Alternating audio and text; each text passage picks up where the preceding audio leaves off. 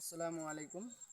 আমাকে হচ্ছে যে এক ভাই জিজ্ঞেস করছে যে ভাই আপনি লং ভিডিও কেন ছাড়েন না বা আপনি লং ভিডিও করেন না কেন? যে আমি এই কারণে লং ভিডিও করি না যে আমার পেজ হচ্ছে যে নতুন পেজ আর আমিও নতুন, আর আমার খামারও হচ্ছে যে নতুন, সব কিছুই নতুন। আর আমার লং ভিডিও হচ্ছে যে কেউ বেশি অতটা দেখতে চায় না, তার কারণেই হচ্ছে যে আমি লং ভিডিও বানাই না। আর আমি সারাদিনে হচ্ছে যে 2টা থেকে 3টা ভিডিও বানাই, শর্ট ভিডিও।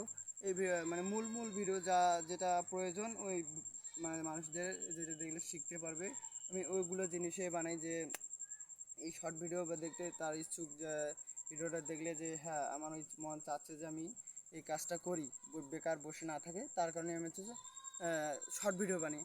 আর যারা ভাইরাল লোক, যারা মানে অনেক আগ থেকেই করে আসছে, আর আমরা তো নতুন শিখতেছি, তার কারণে হচ্ছে যে আমরা লং ভিডিও ছাড়ি না। আর লং ভিডিও ছাড়লে হচ্ছে যে কেউ দেখতে চায় না।